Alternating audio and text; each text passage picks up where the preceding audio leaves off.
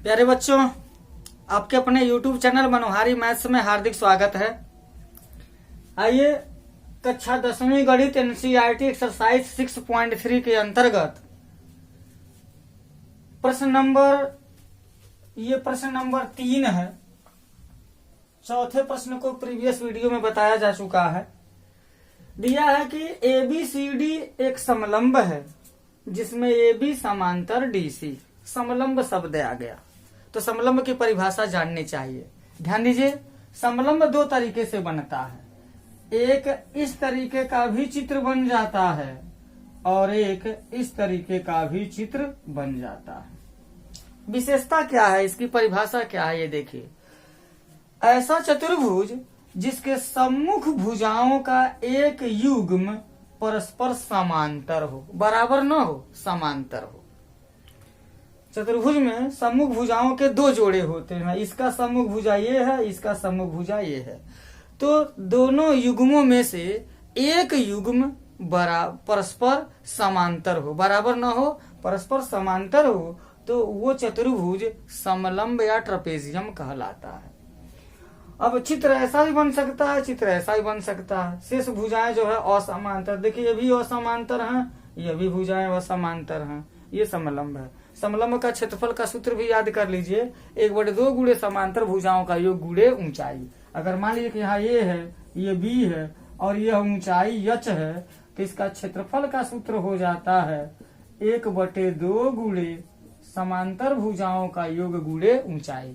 ऐसा चित्र दिया रहेगा तो A मात्रक A है, B मात्रक A है और इनके बीच का ऊंचाई अगर H है तो भी ये सूत्र प्रयोग में आ जाएगा। इस तरीके से इस सूत्र का प्रयोग करके समलंब चतुर्भुज का क्षेत्रफल ज्ञात किया जा सकता है।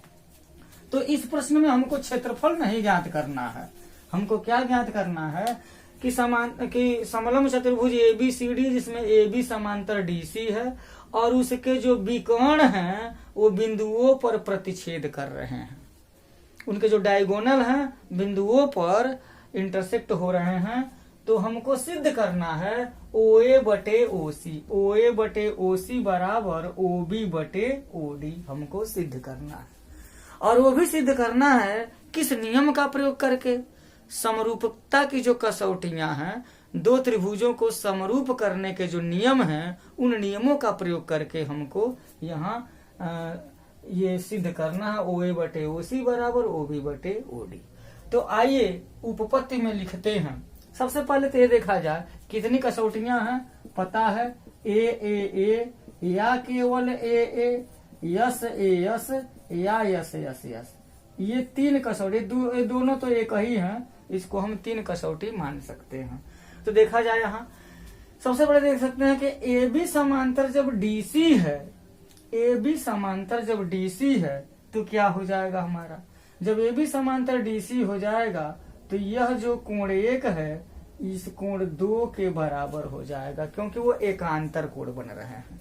जब दो समांतर रेखाओं को एक तिर्यक रेखा काटती है तो एकांतर कोण बराबर होते हैं।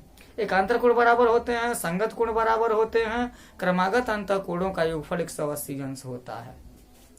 तो यहाँ कोण 1 बराबर कोण 2 हो गए। उसी चीज को हम लिखेंगे, चूंकि यहाँ पर लिखेंगे समलंब ABCD में, समलंब ABCD में क्या है, AB समांतर है DC के और क्या AC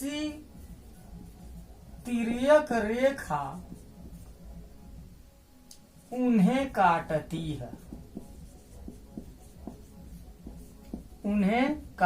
है, तो क्या परिणाम मिला हमको, कोण 1 बराबर कोण 2 हो जाएगा। इधर लिख देंगे एकांतर कोण। एकांतर अंतर कोण भी होता है, वाह कोण भी होता है, यहाँ वाह कोण नहीं होगा, एकांतर अंतर ही कोण होगा, यह मान लेंगे तो एकांतर कोण लिख सकते हैं। पुनः क्या पता है, AB समांतर DC है और उनको BD तिर्यक रेखा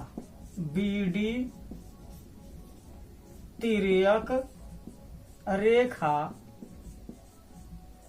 काटती है, बीडी तिर्यक रेखा काटती है, तो क्या परिणाम मिल जाएगा?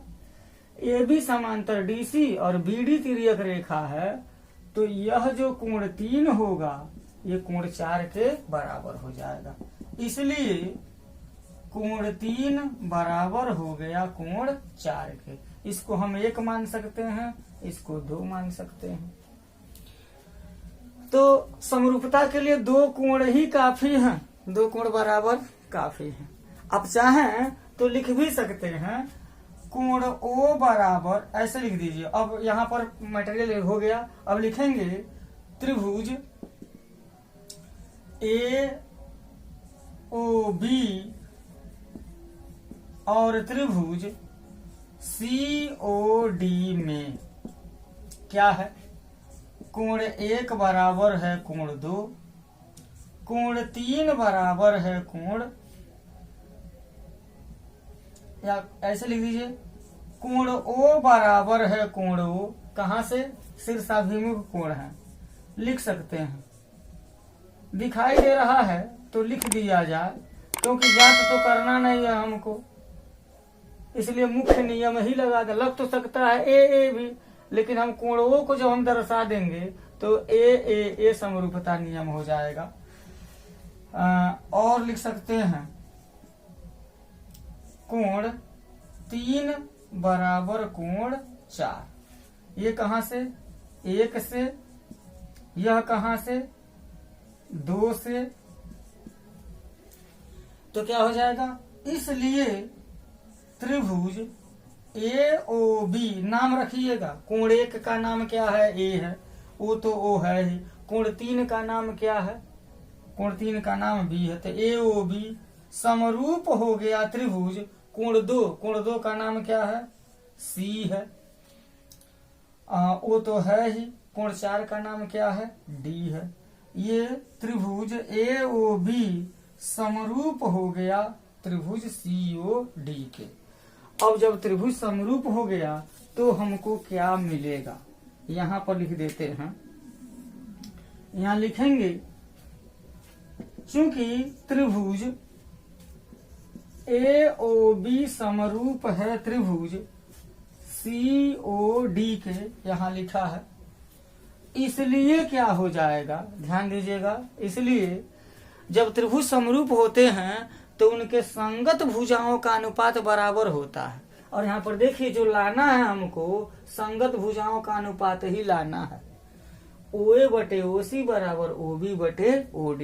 तो यहाँ पर हमको क्या मिल जाएगा? लिख सकते हैं AO बटे CO बराबर OB बटे OD बराबर AB बटे हो जाएगा CD। तीनों लिख दिया जाए। जब त्रिभुज समरूप हो गए तो तीनों हम लिख सकते हैं, तीनों भुजाओं का अनुपात बराबर है, लिख सकते हैं। अब जो जरूरत है उन तीनों में से जिनकी जिनकी जरूरत है उनको हम लिख लेंगे, निकाल लेंगे वहां से। तो किसकी जरूरत है हमको? OA बटे OC की जरूरत है, OB बटे OD की जरूरत है, AB बटे CD की जरूरत नहीं है, तो AB बटे CD को हम छोड़ देंगे, लिख देंगे। इसलिए अब AO कहाँ चाहे, OA कहाँ? तो जब AO बटे CO है, अगर हम ऊपर वाले को हम OA लिखेंगे तो नीचे वाले को भी हम OC लिख देंगे। OA बराबर OC बराबर OB बटे OD। OA बटे OC बराबर OB बटे OD हो गया। यहाँ यही है इति सिद्धम। तो डियर स्टूडेंट्स, ये जो हमारा प्रश्न है समलंब पर आधारित है। समलंब की परिभाषा सबसे पहले हमको जाननी चाहिए। ऐसा चतुर्भुज जिसके सम्मुख भुजाओं का एक युग्म परस्पर समांतर हो, समलंब या ट्रेपेजियम कहलाता है। यहाँ पर दे भी दिया है AB समांतर DC। कौन से समांतर तो है, कौन से भुजा समांतर है इसलिए दिया गया है, AB समांतर DC के है। तो एकांतर कोण बराबर करके हमने जो है कोणों को दिखा दिया। ये शीर्षाभिमुख कोण दिख गया और उसके बाद से त्रिभुज को यहाँ पर लिख सकते हैं हम AAA समरूपता नियम से, यहाँ पर लिखा जा सकता है। जब त्रिभुज समरूप हो गए तो संगत भुजाओं का अनुपात बराबर होता है, जो हमको चाहिए निकाल करके लिख लेंगे। आइए प्रश्न नंबर 5वां, त्रिभुज पी क्यू आर। ये त्रिभुज पी क्यू आर है, कोई त्रिभुज है, ये भी नहीं पता समबाहु समद्विबाहु कोई भी त्रिभुज है यह। इसकी भुजा पी आर पर कोई बिंदु यस है और भुजा क्यू आर पर कोई बिंदु टी है।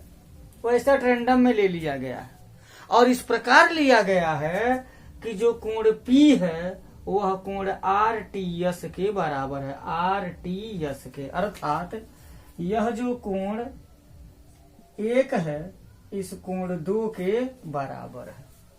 तो सिद्ध करना, क्या सिद्ध करना, हमको सिद्ध करना है त्रिभुज आर पी क्यू समरूप है त्रिभुज आर टी यस के, आर टी यस के, आर पी क्यू त्रिभुज समरूप है आर टी यस के। कोणों का क्रम देखिएगा, आर पी क्यू समरूप है त्रिभुज आर टी यस के, क्रम से लिखना है। तो यहाँ हम उत्पत्ति लिखेंगे त्रिभुज आर पी क्यू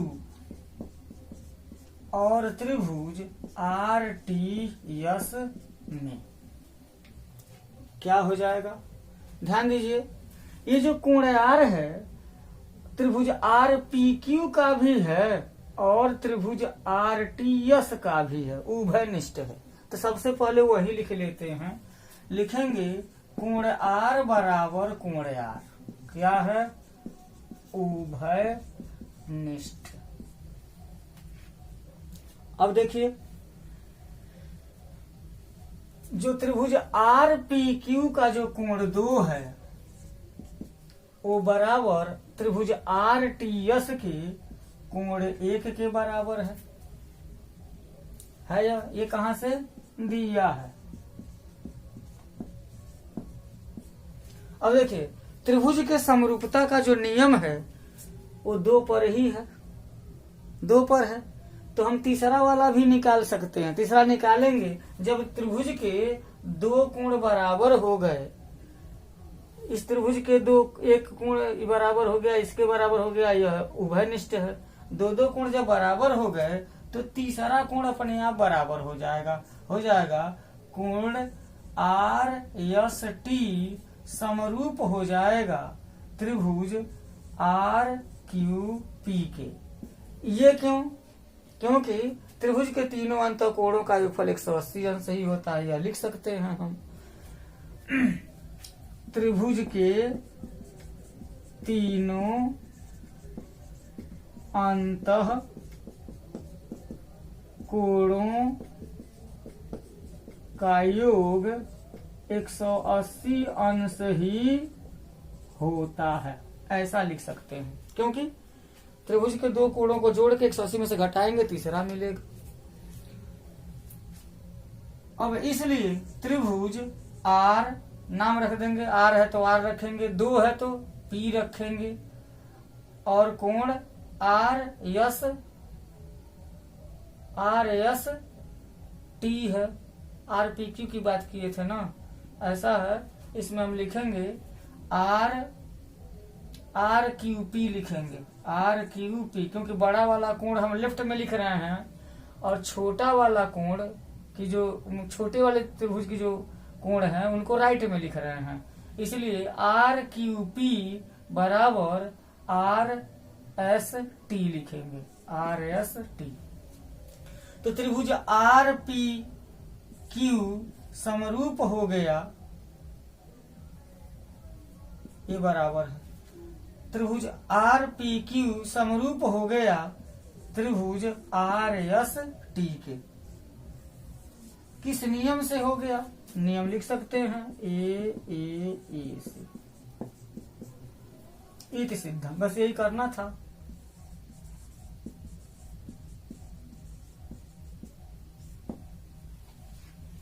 फिर देखिए त्रिभुज आर टी एस में कोण आर और त्रिभुज आर पी क्यू में कोण आर उभयनिष्ठ है।